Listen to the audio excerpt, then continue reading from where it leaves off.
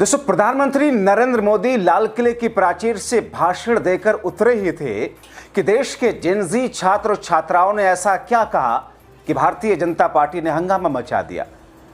मगर मोदी कैबिनेट के केंद्रीय मंत्री ने प्रधानमंत्री नरेंद्र मोदी के लाल किले वाले भाषण को क्यों बोरिंग बता दिया। है ना चौंकाने वाली खबर। स्वागत है आप सभी का। आप देख रहे हैं द राजनीति का विशेष सेगमेंट खबर और विश्लेषण। मैं हूं जबार खान। दोस्तों, इस शो की शुरुआत से पहले एक बार फिर से आप सभी को स्वतंत्रता दिवस की ढेर सारी शुभकामनाएं, बधाइयां, और इस बात के लिए कि हमारे जिन पूर्वजों ने तन मन धन सब कुछ झोंक कर आज़ादी दिलाई, उसकी कद्र करें। दरअसल इसीलिए सेलिब्रेट किया जाता है कि लोकतांत्रिक और संवैधानिक मूल्यों को दिलो दिमाग में रख करके चलें और दूसरे को चलने के लिए मजबूर भी करें, कर्तव्य है। मगर दोस्तों, सिर्फ दिखावा जहां आ जाए, सिर्फ राष्ट्रवाद की बातें और नारे सिर्फ रह जाएं और हम खुद अंदर से खोखले हो जाएं, राष्ट्र के प्रति हमारा सम्मान, तिरंगे के प्रति हमारा सम्मान ना रहे, तो फिर उसमें ऐसे पर्व को लेकर ऐसे व्यक्ति के लिए क्या मायने रखेगा। दोस्तों, सबसे पहले आपको छोटी सी तस्वीर दिखाते हैं। ये दरअसल ये संघी, भाजपाई, वंदे मातरम, तिरंगा यात्रा, राष्ट्रवाद का पाठ पढ़ाते हैं, मगर हमारे माननीय प्रधानमंत्री जी को देखिए, उनकी महंगी वेस्ट कोट को देखिए, जिसे कहीं पर नेहरू जैकेट कहते हैं, कहीं पर सदरी कहा जाता है, कहीं पर बंडी कहा जाता है। अब उसके पॉकेट पे देखिए, यहां पॉकेट स्क्वायर उस पर लगा हुआ है। वो लगाते हैं, जरा सा अच्छा लगता है, खूबसूरत लगता है। मोदी जी तो वैसे भी शुरुआत से ही, जब वो 90 के दशक में दिल्ली आए, तभी से उनको टिप टॉप से रहने का लोगों ने देखा है, उस वक्त के पत्रकारों ने। अब दोस्तों, इस स्क्वायर को जो लगा रखा है तिरंगे को, ध्यान से देखिए, कुछ देखा आपको। अब दोस्तों, लोग ये कह रहे हैं इसे देख करके कि क्या प्रधानमंत्री जी को तिरंगे का ज्ञान नहीं। आखिर ऐसा पॉकेट स्क्वायर उल्टा क्यों लगा रखा है। जाहिर तौर पर जब इतना बड़ा पर्व हो, देश का स्वतंत्रता दिवस मनाया जा रहा हो, प्रधानमंत्री के भाषण को सुनने के लिए पूरे देश के लोग अपने मोबाइल फोन के स्क्रीन पर, टीवी के स्क्रीन पर, कुछ लोग लाल किले के बाहर से निगाहें बिछाए हों, तो फिर आपको कोई कमी नहीं छोड़नी चाहिए। लोग कह रहे हैं कि इज्जत नहीं है या फिर ये चूक है। मेरे हिसाब से तो वैसे छोटी सी चूक हो सकती है, लेकिन क्यों हुई। जब आप किसी चीज के प्रति पूरी निष्ठा, पूरी ईमानदारी, कमिटमेंट के साथ, डेडलाइन के साथ में काम करेंगे, ऐसी चूक नहीं होती है। मगर दोस्तों, लोग ये कह रहे हैं कि ये काम करेंगे ऐसा, और बात करेंगे राष्ट्रवाद, तिरंगे का।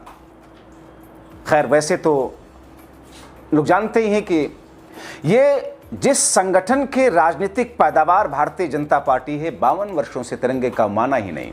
आजाद भारत में उसका अपमान किया नागपुर के हेडक्वार्टर पर।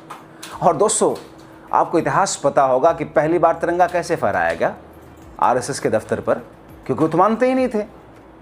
बहुत सारे लोग कहते हैं कि चूंकि उसमें हरा कलर भी शामिल था और इन संघियों को लगता था हरा कलर मुस्लिमों का है, तो तिरंगे में है, मुस्लिमों का कलर कैसे हो सकता है। कुछ भी सोच सकते हैं भाई, जिसको जो सोचना हो।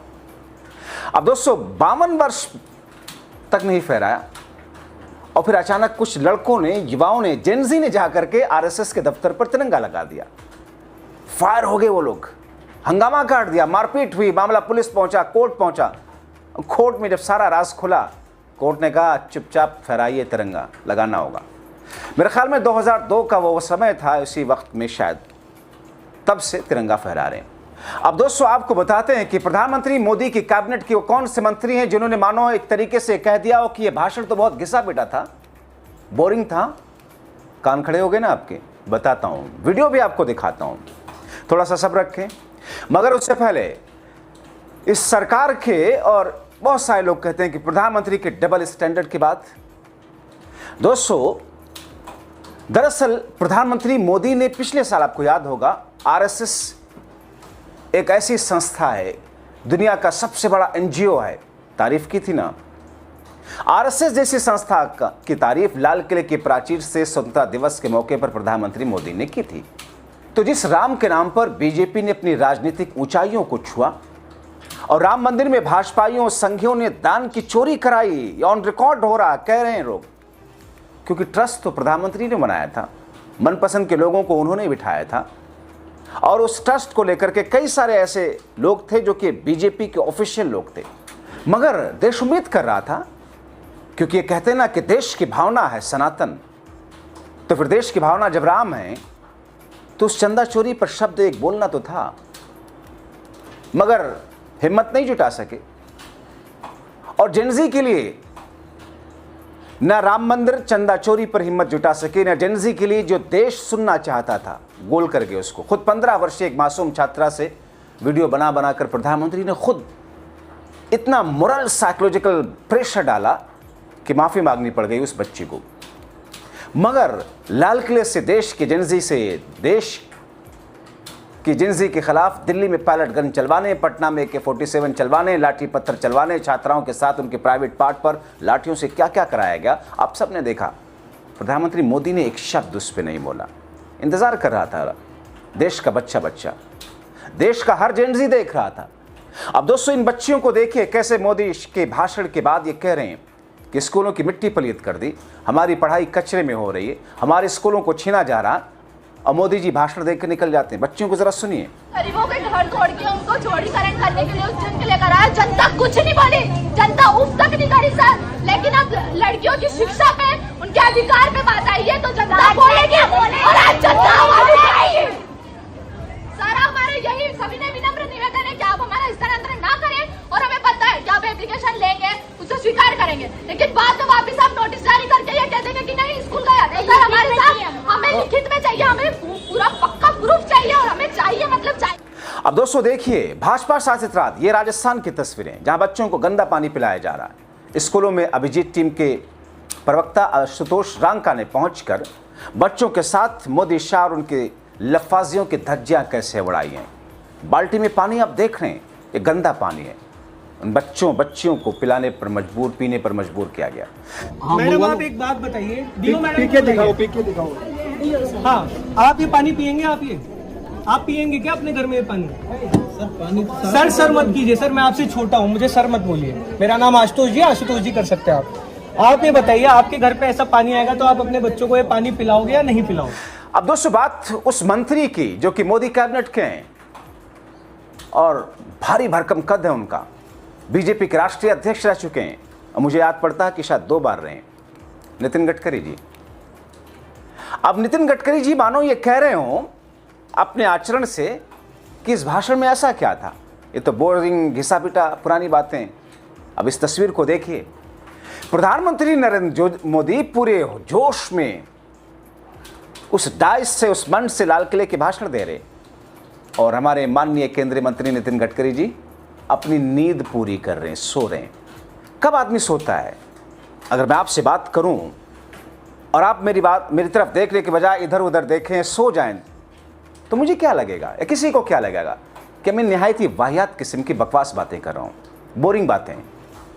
लोग यही कहने लगे कि नितिन गडकरी ने तो मानो प्रधानमंत्री मोदी के भाषण को बोरिंग बताया, इसीलिए वो आराम से सो रहे हैं। कि सुनकर क्या करेंगे? सोच की सीमाएं होती हैं। जब सोच अब ये पूरा सोशल मीडिया पर वायरल हो रहा है। दरअसल दोस्तों ये कह रहा विपक्ष के लूट सिर्फ लूट का खेल है। 12 वर्षों से जनभावनाओं को धर्म के नाम पर भड़काओ, लूटो, यही किया जा रहा है।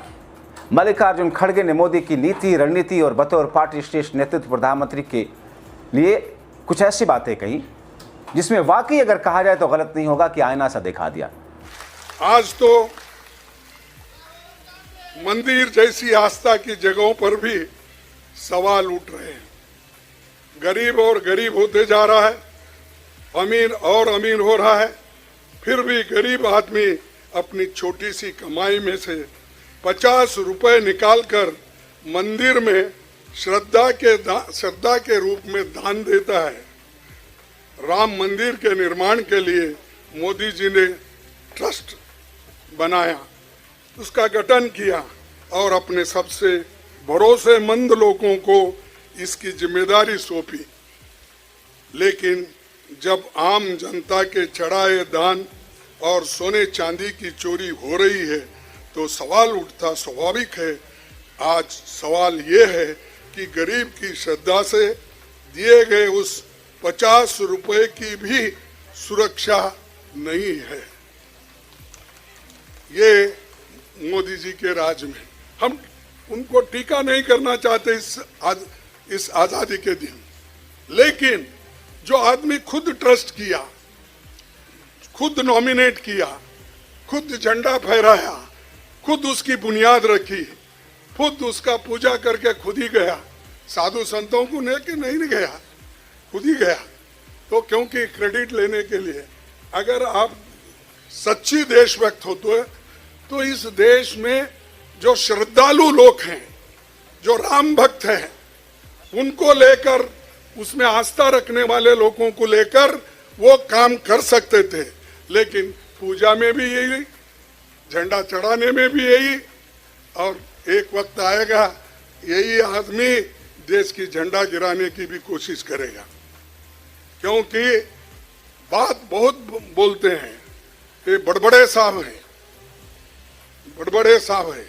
मैं इसीलिए उनके जैसा झूठा बोलने के लिए नहीं जाता, और मैं यही कहूँगा कि ये जो सोने चांदी चढ़ाए गए हैं, इन चांदियों को, सोने को वो लोग जल्द से जल्द जब्त करके, और जो लोग इस चोरी में शामिल हैं उनके ऊपर एक्शन लेना चाहिए। अब दोस्तों, आप खुद तय कीजिए, राष्ट्रवाद का ढिढोरा पीट करके विभाजनकारी नीतियों के जरिए सत्ता की कुर्सी पर बैठने की लालसा रखने वाले लोग राष्ट्र, राष्ट्रवाद, तिरंगा, डेमोक्रेसी कितना सम्मान करते हैं? अपनी राय लिखें।